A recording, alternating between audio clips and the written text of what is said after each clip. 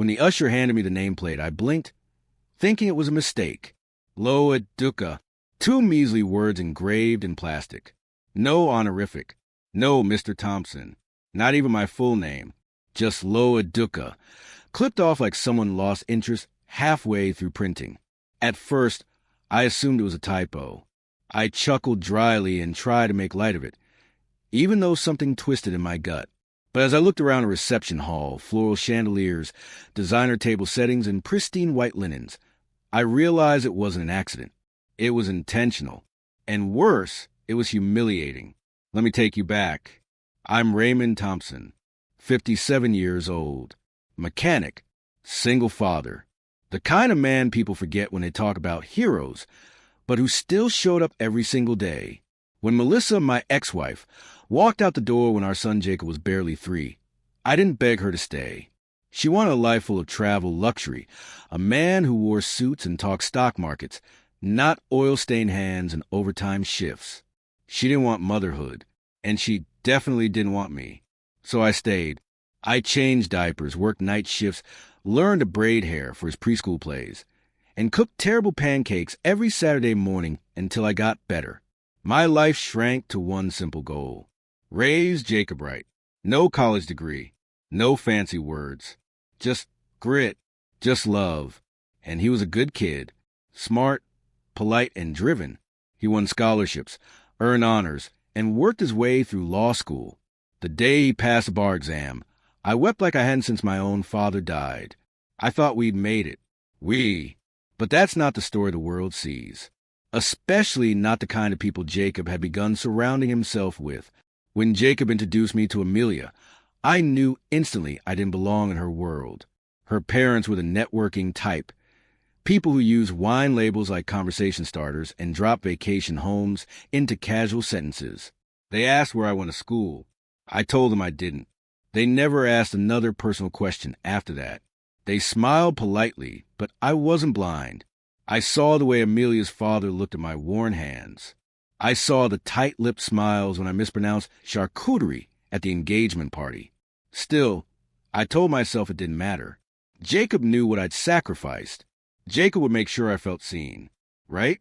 The venue was a dream, an estate that looked like a castle. Guests in tuxedos, women in gowns worth more than my car. I wore my best suit, rented, and even polished my shoes myself. When I arrived at the reception, a server led me to table 9. That's when I saw it. Loa Duca. That was it. My place card. My identity. It didn't even bother finishing the word. Low education. Someone decided that my defining trait in this entire affair was a lack of degree. Not father the groom. Not Raymond Thompson. Not even dad. Just what I wasn't. I sat down, trying to swallow the growing knot in my chest. People at my table avoided eye contact. They knew. Maybe they'd even laughed. I watched as Amelia's father gave a speech. They toasted her family's contributions, praised her schooling, her career, her lineage. Then Jacob stood. He looked sharp, my boy, my son, in a tailored tux and polished shoes. For a second, my heart swelled. I want to thank everyone for being here, he began. Especially Amelia's incredible family for making this day possible. I waited for my name. I waited for something. And of course, my mother, who supported me through school in her own way. The applause was thunderous. I froze. His mother? That woman hadn't called in 24 years. But here she was, dolled up in designer silk, smiling as if she hadn't abandoned us. And Jacob, my Jacob, thanked her before me. I didn't even get a mention. I didn't stay for cake. I didn't stay for the dancing. I walked out. I sat on the curb in the parking lot, under a dying floodlight, while the party music thumped from the distance. After about an hour, Jacob found me. "Dad, what are you doing out here?" I turned slowly. "You tell me." He frowned. "What do you mean?" I pulled the nameplate from my coat pocket and held it up. "Did you see this?"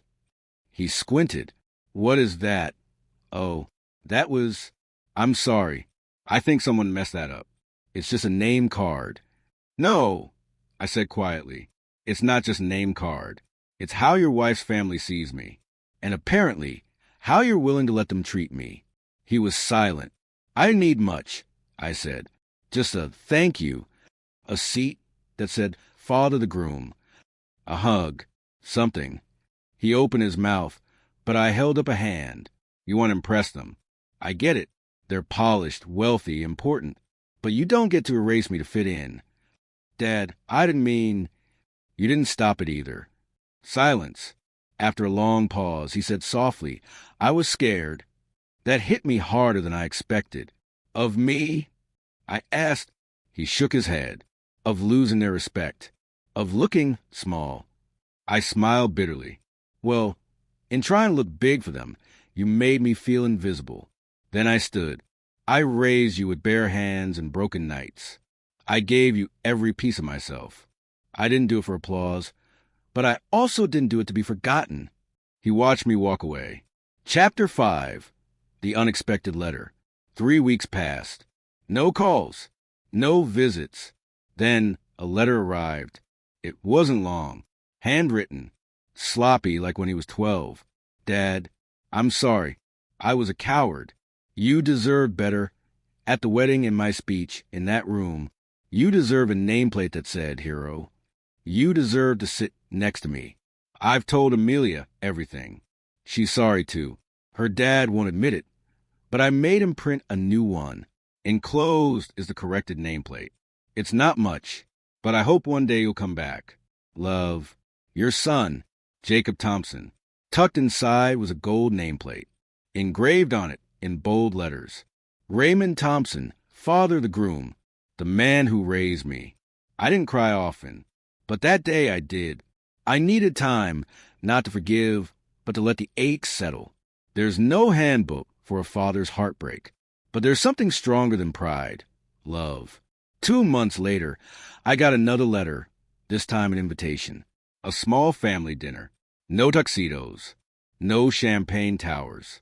Just Jacob, Amelia, and me. I hesitated at the door, unsure, but when I stepped inside, I saw it.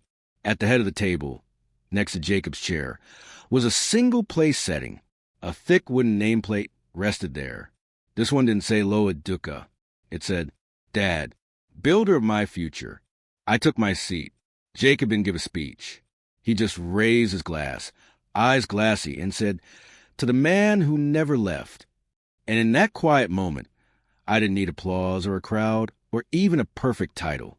I had my name back. I had my son. And that was enough.